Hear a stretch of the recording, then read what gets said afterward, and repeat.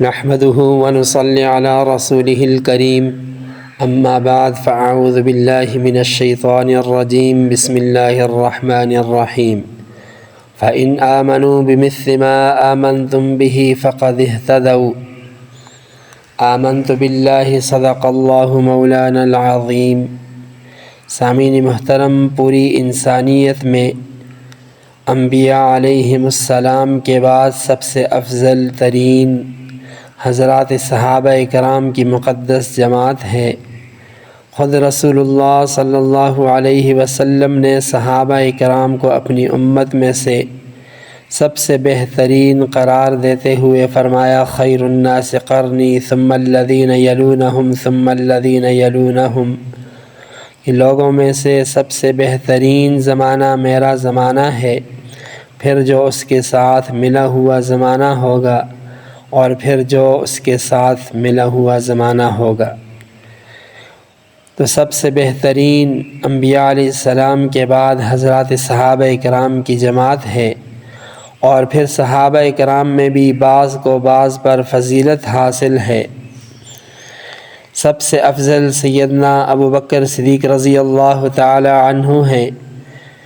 پھر عمر فاروق رضی اللہ تعالی عنہ، پھر عثمان غنی رضی اللہ تعالی عنہ، پھر علی المرتضیٰ رضی اللہ تعالی عنہ، پھر عشرہ مبشرہ میں سے باقی 6 صحابہ کرام، پھر اصحاب بدر، پھر اصحاب احد، پھر اصحاب بیت رضوان، پھر فتح مکہ سے پہلے اسلام لانے والے، جہاد کرنے والے، اپنا مال رائے خدا میں خرچ کرنے والے، پھر فتح مکہ کے بعد اسلام لانے والے۔ صحابیت ایک ایسا مرتبہ مقام ہے جو کوئی انسان محنت کر کے یا بہت زیادہ عبادت و ریاضت کر کے حاصل نہیں کر سکتا، یہ صرف اور صرف اللہ تعالیٰ کی عطا اور اس کی دین ہوتی ہے۔ اللہ تعالیٰ نے صحابہ کرام کو جو مرتبہ مقام عطا کیا، یہ رسول اللہ صلی اللہ علیہ وسلم کی صحبت کی برکت سے عطا فرمایا۔ اس لیے جس صحابی نے ایک لمحے کے لیے بھی رسول اللہ صلی اللہ علیہ وسلم کی صحبت پائی، اس کی یہ ایک لمحے کی صحبت تمام عبادات اور نیکیوں پر باری ہے۔ اس لیے کہ کوئی شخص جتنی بھی عبادت اور ریاضت کر لے،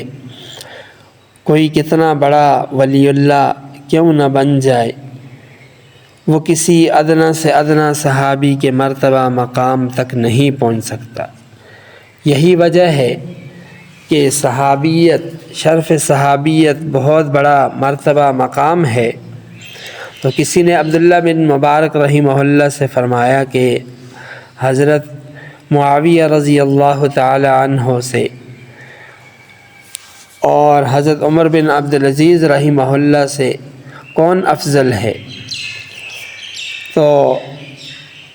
عبداللہ بن مبارک رحمہ اللہ نے فرمایا کہ حضرت امیر معاویہ رضی اللہ تعالی عنہ سے عمر بن عبدالعزیز کا افضل ہونا تو بہت دور کی بات ہے۔ فرمایا جب رسول اللہ صلی اللہ علیہ وسلم کے ساتھ جہاد کے سفر میں امیر معاویہ رضی اللہ تعالی عنہ نکلے، اور ان کے گھوڑے کے نتنوں میں جو گرد پڑی، جو خاک پڑی، جو مٹی پڑ گئی، تو فرمایا عمر بن عبدالعزیز اس گرد کا، اس خاک کا مقابلہ بھی نہیں کر سکتے۔ کیوں؟ اس لیے کہ حضرت عمر بن عبدالعزیز رحمہ اللہ عادل ہیں، اور وہ ان کی جو حکومت تھی وہ عدل و انصاف پر مشتمل تھی۔ ان کی خلافت خلفائے راشدین کی خلافت کا بہترین نمونہ تھی۔ یہ سب فضائل کمالات اپنی جگہ درست ہیں، صحیح ہیں، لیکن حضرت امیر معاویہ رضی اللہ تعالی عنہ کا صحابی ہونا، رسول اللہ صلی اللہ علیہ وسلم کی صحبت پانا، یہ ایسی فضیلت ہے کہ جو تمام کمالات، تمام فضائل پر حاوی ہے۔ سامعین محترم، صحابہ کرام دین کی بنیاد ہیں۔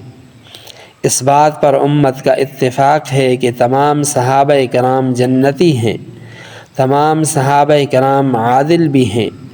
ان میں سے کسی کے ایمان، تقوی، طہارت، نیک ہونے پر انگلی نہیں اٹھائی جا سکتی، کیونکہ ہمیں سارے کا سارا دین صحابہ کرام ہی کے واسطے سے پہنچا ہے۔ اللہ تعالیٰ نے ان صحابہ کرام کو اپنے دین کا گواہ بنایا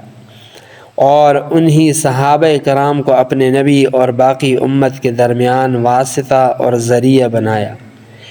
اللہ کے نبی صلی اللہ علیہ وسلم نے ان صحابہ کرام کو حکم دیا کہ میں نے اللہ کا دین تم تک پہنچا دیا ہے، اب یہ تمہاری ذمہ داری ہے کہ تم اس دین کو آگے آنے والی نسلوں تک پہنچائیں۔ تو صحابہ کرام نے دین کی خاطر قربانیاں دی، دین کو پوری امت تک پہنچایا، دنیا کے کونے کونے تک وہاں تک وہ پہنچے اس دین اسلام کو پہنچانے کے لیے۔ اب اگر کوئی بدبخت انسان یہ کہے کہ صحابہ کرام سارے کے سارے ایمان والے نہیں تھے، یہ صحابہ مخلص نہیں تھے، یہ صحابہ قابل اعتماد نہیں تھے، تو ایک تو اس سے نبی علیہ السلام کی نبوت اور رسالت پر حرف آتا ہے کہ نعوذ باللہ آپ صلی اللہ علیہ وسلم نے دین امت تک صحیح طور پر نہیں پہنچایا، منصب خلافت، منصب نبوت کا حق ادا نہیں کیا۔ دوسرا، اس سے سارے کا سارا دین مشکوک ہو جاتا ہے کہ پتہ نہیں یہ دین قابل اعتماد ہے یا نہیں۔ تیسرا، اللہ تعالیٰ کا وعدہ مشکوک ہو جاتا ہے کہ اللہ تعالیٰ نے تو وعدہ فرمایا تھا کہ میں اپنے دین کو تمام ادیان پر غالب کروں گا، تو اگر یہ دین نہیں تو پھر اللہ تعالیٰ کا وعدہ کیسے پورا ہوا؟ اس لیے اللہ کے نبی صلی اللہ علیہ وسلم کی نبوت و رسالت کی کامیابی کے لیے اور دین پر اعتماد کرنے کے لیے، اللہ کے وعدوں کی سچائی کے لیے ضروری ہے کہ حضرات صحابہ کرام پر پورا اعتماد کیا جائے، ان کے ایمان، تقوی، طہارت، اخلاص کی گواہی دی جائے، اور پھر صحابہ کرام قابل اعتماد بھی ہیں۔ حضرات صحابہ کرام نے اللہ کے نبی صلی اللہ علیہ وسلم کی ساری زندگی اور آپ کا ایک ایک فرمان احادیث کی صورت میں ہم تک پہنچایا، اور پھر حضرات محدثین نے ایک ایک حدیث کو اس کے متن اور سند کے ساتھ محفوظ کیا، اور احادیث کی حفاظت کے لیے باقاعدہ طور پر ایک فن ایجاد کیا جس میں حدیث کو روایت کرنے والے ایک ایک راوی کی تحقیق ہوتی ہے کہ یہ حدیث کن کن واسطوں سے، کن کن راویوں کے ذریعے سے ہم تک پہنچی ہے، اور اس حدیث کا فلاں راوی کیسا ہے، فلاں راوی کیسا ہے۔ اگر خدا نخواستہ کوئی راوی کمزور نظر آتا ہے تو اس کی روایت پر اعتبار نہیں کیا جاتا، لیکن صحابہ کرام ایسے قابل اعتماد ہیں کہ جب محدثین سند پر، حدیث کی سند پر بحث کرتے کرتے اس سند کے آخر میں جب صحابی کا نام آ جاتا ہے تو پھر اس پر کسی محدث کو جرح کرنے کی جرت نہیں ہوتی، پھر کوئی محدث یہ نہیں کہتا کہ فلاں صحابی کیسا ہے اور فلاں صحابی کیسا ہے، بس صحابی کا نام آ جاتا ہے تو حضرات محدثین اس کا نام ذکر کر کے اتنا کہہ دیتے ہیں کہ یہ صحابی ہیں، یعنی صحابہ کے قابل اعتماد ہونے کے لیے بس اتنا کافی ہے کہ یہ صحابی ہے، ان کی تحقیق کرنے کی نہ تو کسی کو ضرورت ہے، نہ کسی کو اجازت ہے، نہ کسی کو جرت ہے۔ پھر صحابہ کرام ایمان کا معیار بھی ہیں۔ جب رسول اللہ صلی اللہ علیہ وسلم کے زمانے میں بعض منافقین نے، اسی طرح بعض یہود و نصارہ نے ایماندار ہونے کا دعویٰ کیا کہ ہم ایمان والے ہیں، اس پر اللہ تعالیٰ نے ان کے لیے ایمان کا ایک معیار بتایا، فرمایا فَإِنْ آمَنُوا بِمِثْلِ مَا آمَنْتُمْ بِهِ فَقَدِ اهْتَدَوْا، اگر تمہارا ایمان صحابہ کرام کے ایمان کی طرح ہوگا تو نجات کا سبب ہوگا، اگر صحابہ کرام کی طرح ایمان نہیں ہے تو پھر ایسا ایمان قابل قبول نہیں ہے۔ تو صحابہ معیار ایمان ہیں، ہمارا ایمان کیسا ہونا چاہیے؟ ہمارا ایمان صحابہ کرام کے ایمان کی طرح ہونا چاہیے، تو وہ ہدایت کا ذریعہ ہوگا، وہ نجات کا ذریعہ ہوگا۔ نبی علیہ السلام نے فرمایا کہ بنی اسرائیل میں 72 فرقے ہوئے، فرمایا میری امت میں 73 فرقے ہوں گے، وہ سب کے سب جہنم میں جائیں گے، ان میں سے ایک نجات پانے والا ہوگا۔ آپ علیہ السلام سے پوچھا گیا یا رسول اللہ نجات پانے والا فرقہ کون سا ہوگا؟ تو رسول اللہ صلی اللہ علیہ وسلم نے فرمایا کہ ما انا علیہ و اصحابی، کہ نجات پانے والے وہ ہوں گے جو میرے اور میرے صحابہ کے راستے پر چلنے والے ہوں گے۔ سامعین محترم، حضرات صحابہ کرام ایسی مقدس شخصیات ہیں کہ جن کے ایمان، تقوی، طہارت کی گواہی خود اللہ تعالی نے اپنی لا ریب کتاب قرآن کریم کے اندر جا بجا دی۔ قرآن کریم میں جا بجا ان کے فضائل و کمالات، ان کے اوصاف کو اللہ تعالی نے بیان فرمایا۔ ایک جگہ فرمایا محمد الرسول اللہ والذین معہ اشداء علی الکفار، کہ محمد اللہ کے رسول ہیں اور جو لوگ ان کے ساتھ ہیں، یعنی جو میرے نبی کے صحابہ ہیں، وہ کفار کے مقابلے میں سخت ہیں۔ ایک جگہ فرمایا لا تجد قوما یؤمنون باللہ والیوم الآخر یوادون من حاد اللہ ورسولہ ولو كانوا آباءہم او ابناءہم او اخوانہم او عشیرتہم، کہ جو لوگ اللہ تعالیٰ اور اس کے اور آخرت کے دن پر ایمان لاتے ہیں، آپ ان کو ایسا نہیں پاؤ گے کہ وہ ان لوگوں سے دوستی رکھتے ہوں جنہوں نے اللہ اور اس کے رسول کی مخالفت کی، اگرچہ وہ ان کے باپ ہوں یا بیٹے ہوں یا بھائی ہوں یا قوم، قبیلے، خاندان والے ہوں۔ جنگ بدر کا موقع ہے، سیدنا ابو بکر صدیق رضی اللہ تعالی عنہ کے بیٹے ابھی اسلام نہیں لائے، کفار کی طرف سے اس لڑائی میں اللہ کے نبی صلی اللہ علیہ وسلم مسلمانوں کے خلاف لڑنے کے لیے نکلے ہیں،